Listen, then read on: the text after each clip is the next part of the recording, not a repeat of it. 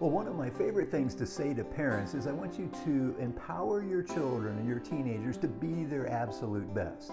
But sometimes people aren't real sure what I mean by that. Well, today I've got a great story for you that's a simple but awesome example of what parenting from an empowerment mindset looks like. So let's check it out.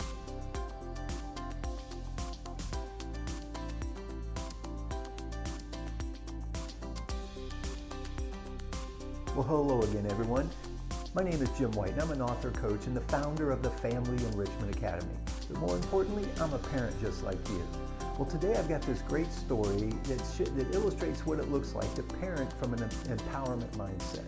Before we go there, though, I wanted to remind you I do have a free resource for you as well.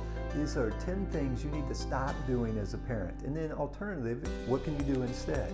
And this is available at the website familyenrichmentacademy.com. So be sure to go there after the video, download that, and check it out. So let's go back to this story about how to parent from an empowerment mindset.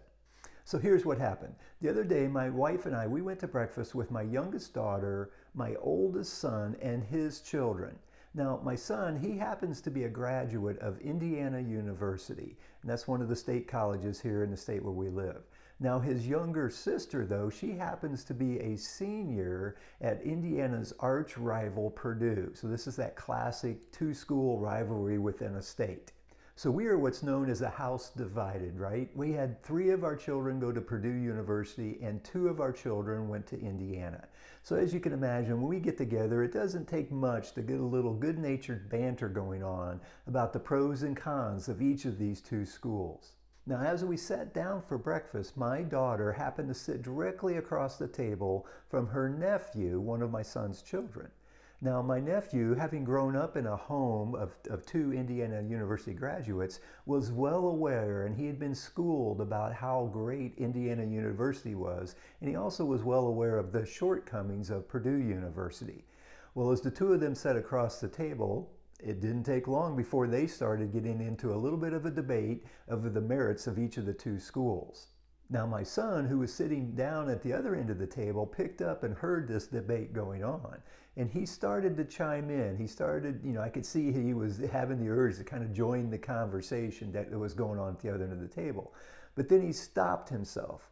And again, he had their attention. And he said, you know what? I'm going to let him handle this. Him being his son, his 10-year-old son. Now, this may seem like a small or a subtle statement, but from an empowerment standpoint, this is huge. Think about it. What he's saying as he says or communicates that down there is he's saying, I believe in you. He's communicating belief to his son. He's saying, you can handle this. You can do this. You can have this discussion on your own. So there's a form of belief there, which is just huge, and that's part of this empowerment approach. Also, this is a great example of, I've talked before about the idea of seeing the greatness within your child.